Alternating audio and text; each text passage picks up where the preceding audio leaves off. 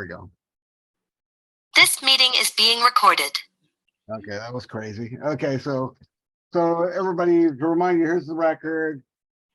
Check it out on Bandcamp. Buy it every Friday so they get the money. And here's Anne's record. Buy her records too. So we talked a little bit about the history, a lot of the formation of the band, the Long Beach and the Huntington Beach roots. And I remember I saw you guys in '84 at the Concert Factory, but it was also the Cuckoo's Nest. Yeah, that was like, well, I don't know, was that the Lords of the New Church thing? Yeah. You opened for Lords of the New Church, and I went there with Jeff, now known as Jane McCann, who started this band called Satan's Cheerleaders, and I was there with Long Gone John, who did Sympathy for the record industry. So we were all. I mean, everybody. I mean, that was like a kind of a happening gig for anybody who was there. I mean, yeah, that was like our big time gig in the sense that they actually they got us a hotel room and a limo over in Costa Mesa, to go from the frickin' Cuckoo's Nest to this whatever it was hotel. It was really funny. Well, it actually had like a rider, no brown M&Ms or whatever, that kind of thing. So, well, did you who set up that gig? I mean, that you said that you said about no idea. I think Jerry Roach just came up with that idea out of his fertile little brain. I don't really know how that came about. It just did. And did you play with Suburban Lawns at all? Yeah, we played at least twice Golden Bear with them. Okay. I forget some other ones too, I think, but I remember a couple of them. One of them was really weird. The second one was strange because we played like really well to the point where Sue Tissue was backstage after the show, like doing her little baby girl thing, going something to the effect of "Mnemonic Devices blew us away" or something like that. It was like, what the hell? It was really weird. It was strange, but anyhow, yeah, we played with them a couple times at least. Yeah, I mean, you look at a lot of those bands, Red Wedding, Suburban Lawns, Mnemonic Devices. It's like, it's really, I mean, it's real unique bands, and it's really like there's not much written about them, or not much people looking back. I mean, people should look back at this was kind of like almost. I mean, everybody knew about, even if you didn't go see them or didn't have the record, you knew these names. I mean, the Suburban Lawns opened up for the Clash.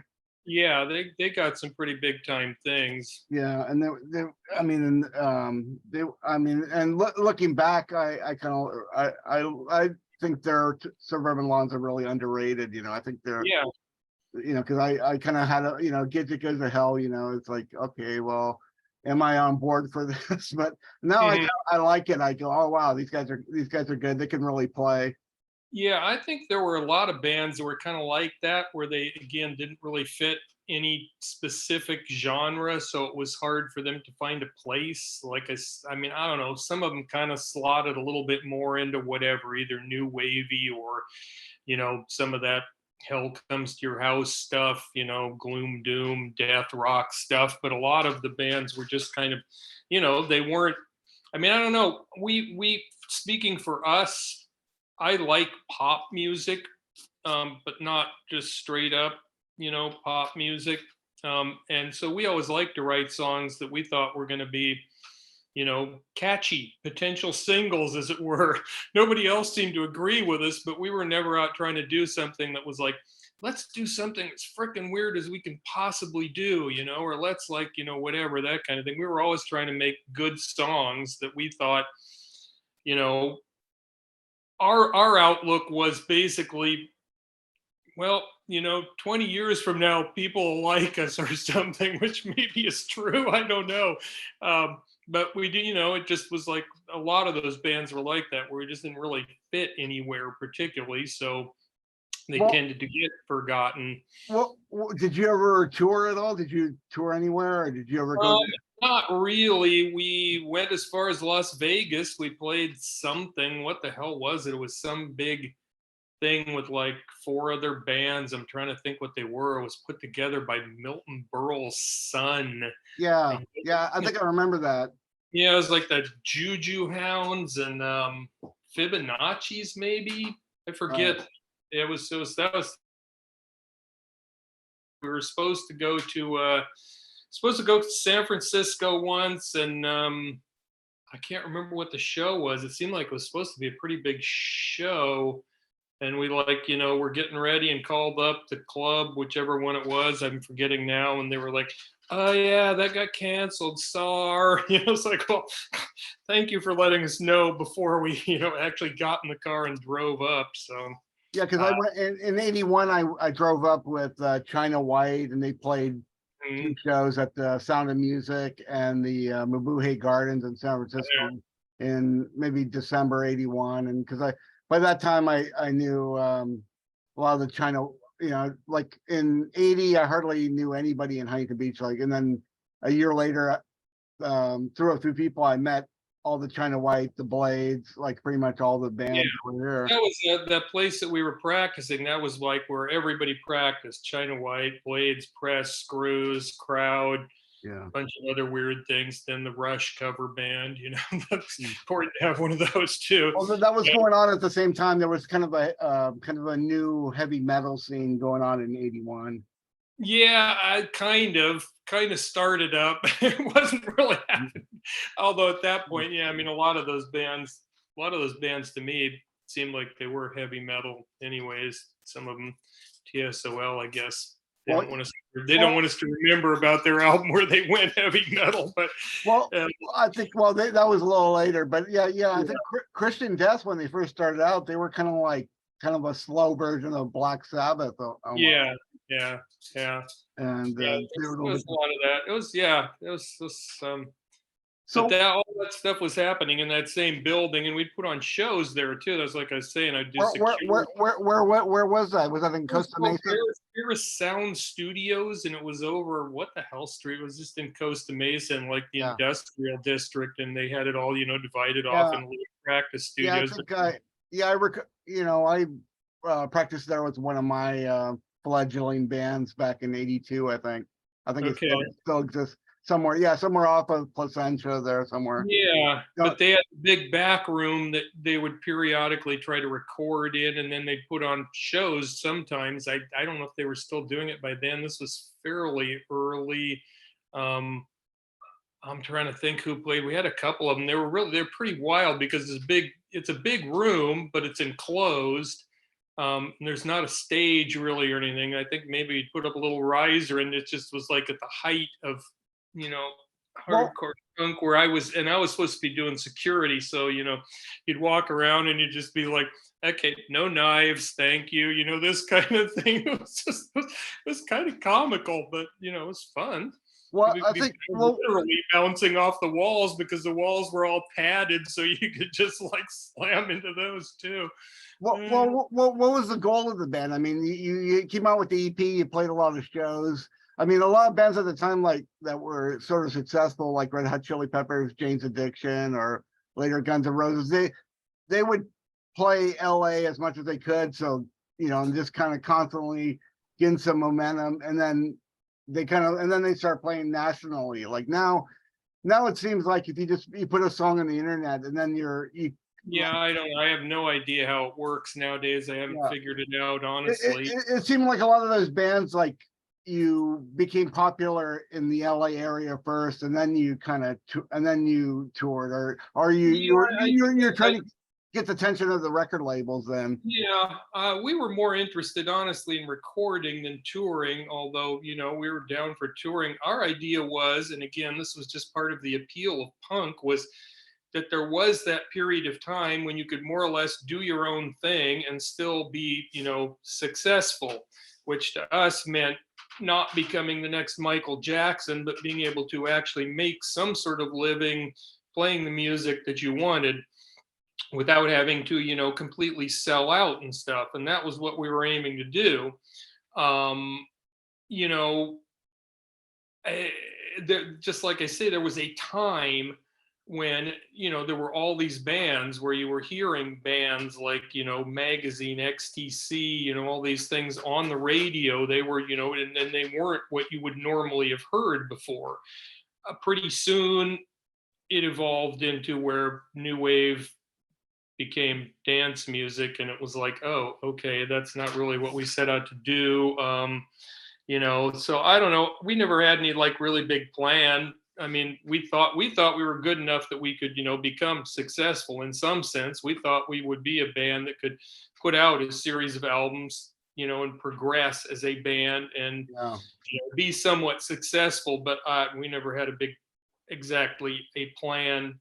I think what you were saying about trying to play around the area, we wanted to go to some other places. We would have liked to have, put out more records. It just, I don't know, the people in charge apparently didn't see us as being that, I guess. I don't know. It didn't happen. Yeah. Yeah. Well, I mean, that show with Lords of the New Church, that was 84. By 85, I met Ann, and by that time she was doing faux pas, and there was Safari Sam's was happening, and she was like, maybe she played there like once a month or once every 3 months, and she was already doing and DeJarnett faux pas with Mark Soden and those guys.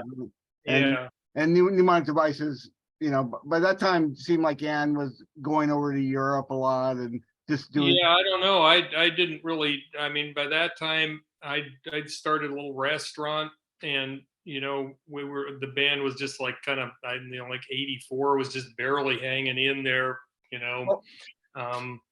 Well, what happened to everybody? I mean, Ann was kind of like in the scene for years. I mean, Linnea, she did things. Linnea, she was like Linnea, she was a postal worker or something for a while. Or? Yeah, she was a postal worker. She played with what the hell were they called? The Black Watch, and she played something with Tony Vick from Din. It was like had some silly name like the Dead Sea Squirrels or something. But she actually was on a couple other records. Oh, she played with when the Crowd went New Romantic, when they were Sex Het. She played on that record. And basically nobody else from the band did anything else.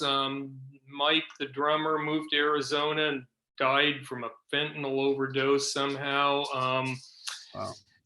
Jeff K still plays, but I don't know that he's put out some records of his own, just independent releases. I don't know if he's still doing it. He's a great guitar player. Jeff Garcia, the second guitar player, he's just completely disappeared. Nobody's been able to figure out where he went. I tried doing a couple of things after I moved up here. My brother decided he wanted to play music, so I did a couple things with him, but none of those ever, went anywhere. I don't know. Well, how did you? Where do you live now? Washington, sort of west of Seattle, across the sound of Seattle. Did you go up there for university or No, we went up here after I got married. We were like, what are we doing in Southern California? We don't like hot weather. We don't like driving in cars everywhere. We're never going to be able to afford a house or anything. And we just ended up coming up here. It was just, we liked it up here, and we came up here and hit right about when grunge started hitting. So that was a weird experience, because we were living in Seattle at that point, and we'd go into downtown Seattle and go, well, let's see what's happening. And it'd be like, the place just rolled up the sidewalks. It was like, there's supposed to be the biggest music scene in the world happening here, and you couldn't find anything. We would be like the only people walking around downtown. It was really weird. There you go. Well, I went to We ran into Tomato once, and we ran into Max that recorded us one time too on the streets, just sort of randomly. So there was that, and saw Ann play one time up here. We went and saw her. So oh wow. Yeah. I went to the Crocodile Cafe in 91, like summer of 91, and a lot of those bands from Seattle, I didn't know anything. I was kind of like not really by later 80s, early 90s, I wasn't really involved in the music scene at all. Yeah. But somebody would go, I was living in San Francisco and people were going, oh, Soundgarden's playing at the I-Beam. So I go check it out. Like some of those bands would come down and I almost moved in with the Doors and they were on Sub Pop and I was still as a late 80s hangover, I was still kind of into Sonic Youth, and Sonic Youth one time in summer of 90 came toured with Nirvana and Mudhoney, and they just happened to be like bands. I didn't know who they were, so Yeah, I wasn't very much into that. In retrospect, I liked it a lot better. I think I don't know, I have trouble moving on from things. San Francisco. Yeah, the thing is, like a lot of the bands like Dream Syndicate and some of those Paisley Underground bands all Right. moved up to San Francisco. Rain Parade, they were all up there. So when I moved to San Francisco, that's what I expected those guys to be around and stuff. And there was sort of a psychedelic scene there, but it was already it already happened by the time I moved there in '89. I think. Yeah, I didn't. We never really saw much of anything of the local scene that was anything. I don't know. Saw the Posies a couple times and stuff, but mostly everything I saw was just like, I don't know. It took me grunge. I don't know. Like I say, in retrospect, I like it better than I did then. At the time, I found it weird that Nirvana was being called punk. Was like, this doesn't sound like punk to me. This sounds like just kind of like hard rock, which so it's like meh. Now it's like, well, whatever. Some of it was pretty good, so what the hell, it doesn't really matter what its label was. But there was kind of a lot of that where a lot of the stuff just wasn't my shtick. So yeah, it took a while for people to get their heads around that kind of some sounds, like it was like, when punk came out in 77 to 80, the radio stations didn't want it to happen. And then all of a sudden, like 91, it's like, okay, punk's going to happen now. Listen, and there was like a bunch of disaffected kids that were the audience for it. Everyone was depressed, apparently, it's like, okay, now it's going to happen. It's like all these people like this music now. So I don't know. But I mean, I saw some of the bands. I was kind of like on the sidelines, kind of an observer. Wasn't, like I would still go see like bands like Wire and Nick Cave and right. in the 90s and stuff. And I couldn't say I was, like on this still big music fan like in 1990 like I was in 1980 or something.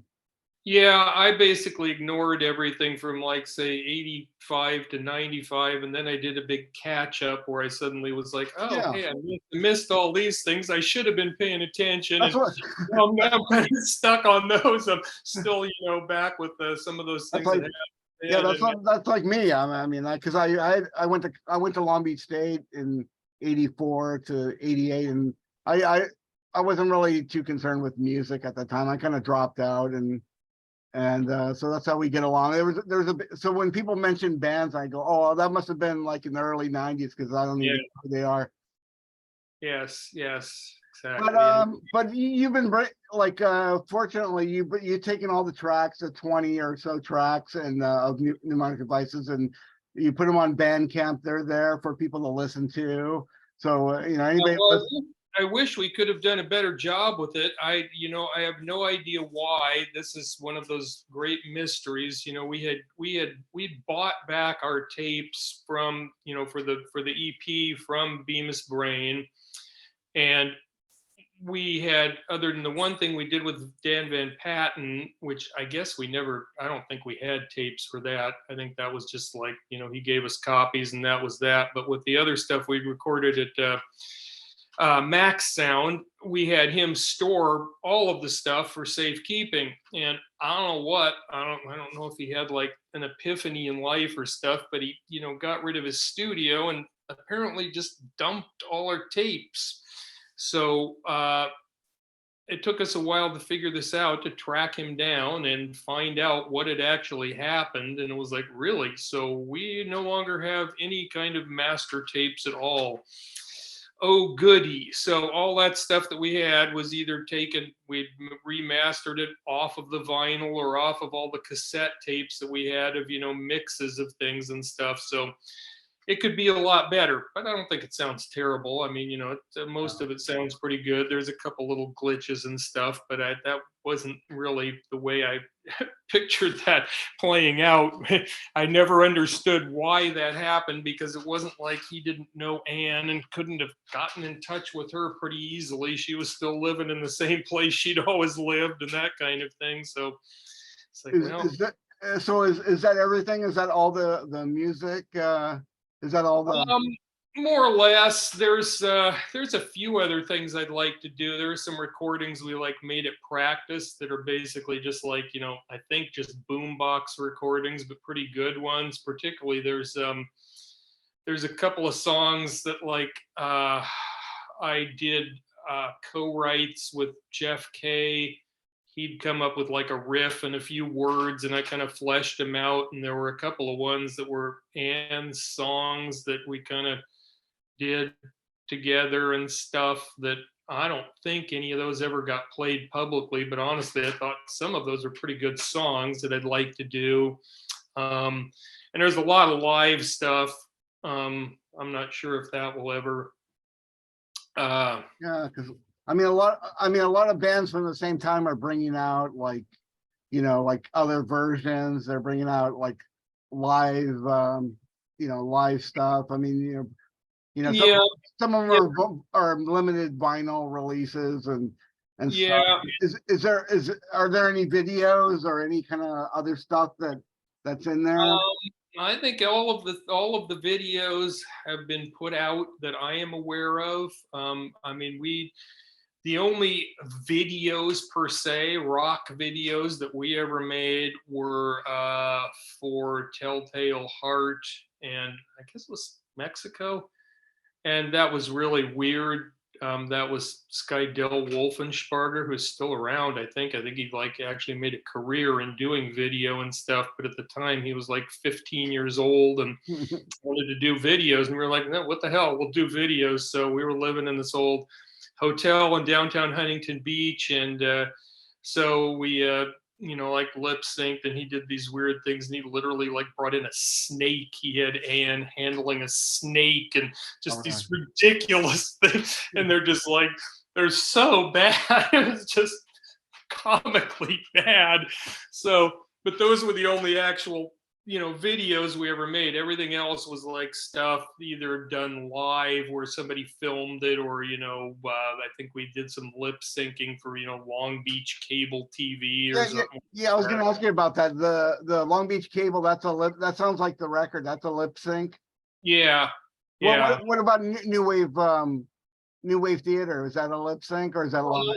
No. That's live. That's got all sorts of great stuff. I think Jeff's guitar falls off halfway through or something. That was pretty funny. I don't know.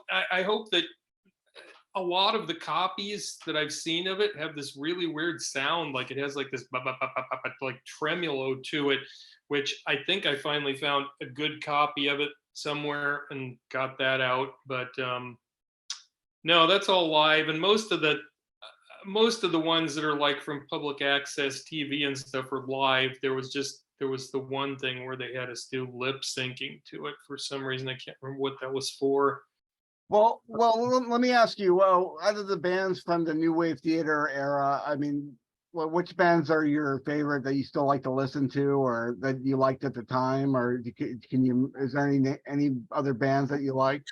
We play I don't know, when we played, who do we play with? Some of those bands I absolutely hated.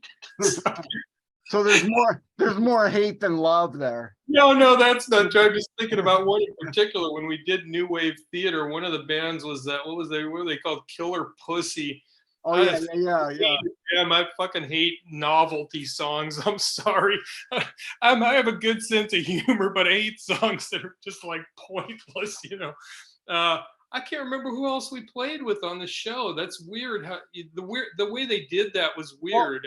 Well, I'm using the term loosely, not the actual bands that were on there, but just the bands that didn't really fit into the mass scene or the Starwood scene or that were sort of post-punk Yeah. bands, new wave Yeah, I theater. don't know. I mean, I liked like the second Hemisphere. iteration of Middle Class when they kind of went whatever it was, post-punk. That album, whatever it was called, that was good. I don't know. I mean, honestly, it's probably just because I'm being competitive. I always, would look down on other people because I always felt like we were better, you know? I mean, it wasn't like I mean, I like a lot of the the Suburban Lawn songs. There's a lot of stuff that people have done that I like, but there aren't that many of them that I just go, oh yeah, I really loved so and so. I'm sorry, I hate to say that because I sound like an asshole, but I don't know. Most of the bands that I really liked from the early, days, the times when we were playing, were like I loved like the Weirdos. They were one of the first punk bands I saw, and I just remember him being up on stage and somebody pegged him full on right in the middle of his forehead with a full beer can, and he just kind of goes. And just keeps on singing. It was like, wow, that's pretty cool. I like that. I don't know, like the Avengers. I really liked. They obviously weren't Los Angeles, but I liked them a lot. I don't know. For the most part, most of the bands that were operating in kind of the same arena as we were, you know, uh, largely weren't my thing. I don't know why. Did you have any association with Savage Republic? Not directly. I think I forget if we played with them or not. Because you mentioned like there was a desert gig, but not really, because they had it in a warehouse in downtown or something. Yeah, it was something that they were the ones that were involved with that stuff that went on in the desert, and I can't think of what the name of it is. There's a bunch of videos from it out now that you can find on YouTube and stuff, and it was that, but it wasn't there. It was, in some club, the Anti-Club or some place or something. I can't really remember where it was, but it was associated with them, but I didn't like I say, if you want stories about all the other people and other bands, I'm the wrong people, because I just didn't schmooze with anybody. It's sad but true. Well, that's why I was just kind of focusing on the band and you and I just you were there, and I mean it was a different scene. I mean, it was really for I mean, it was basically a blank slate. I mean, you could have done anything, and for a couple of years there, but yeah, it became like I think maybe after about 2 or 3 years of experimentation, it was like, okay, well, you got to do this sort of thing. You got to, all wear suits, and it became really conventional. Or there were, people were trying to get signed, or I mean, it's silly that Jack was doing like a new romantic band, or the crowd tried to go right. Now you think of that, it's like, how the hell did these guys even think that was going to be cool, or people were going to watch it? Yeah, it was like, oh, Duran's really popular, let's be more that's the way to, yes, Visible and things like that, which some of them had some good stuff on them, and it's not to slag them off, but it was kind of like, that seems like a career move there. I'm not sure. Kind of funny. But you want your music to reach the maximum amount of people. Yeah. Like, whatever you do, you don't want to just be a band that nobody likes, and it's like, oh yeah, we were too good for everybody. It's like, well, no, not at all. No, I mean, again, I hope I'm not coming off as an arrogant ass, because it wasn't like I really was. Part of the thing I liked about our band, again, that we were mostly like really shy and weren't outgoing, weren't rock star types, weren't looking to make, get famous, get rich, that kind of thing. But also that I always felt like, and I don't know if it was because we had 2 females in the band, but there was a definite real like feminine side to it, that it kind of was, just not as obvious as a lot of things were. Again, we didn't play loud. We didn't try to blow people's head off. And, there were sometimes I remember one show, and I can't think of what it was. It might've been with, it's like, what were they called? Maybe it was Dream Syndicate. It was either Dream Syndicate or offshoot of them. We played with them at the Anti-Club, and so it was pretty packed out. And I remember we're playing, and it was like, the place is just, we would did our song and stop, and it's just like totally quiet, like literally you could hear a pin drop, and then everybody like cheers, where it was like, wow, that was pretty cool. They were actually listening, to what we were doing, and actually sort of liked it. So that was kind of, things like that are fun when that people are actually like kind of paying attention to what you're doing and have some appreciation for it. So, Okay, well, we've been going for a while here. once again. So if anybody wants to learn more about Mnemonic Devices, they should go to Mnemonic Devices, mnemonic/devices.com. Where do they go? Tell them where they should go to check out. I don't know. Well, obviously Bandcamp would be a good place because you can access stuff from there. There's a Facebook group. Yeah, Facebook, there's stuff on there. I think you can get to all of that stuff.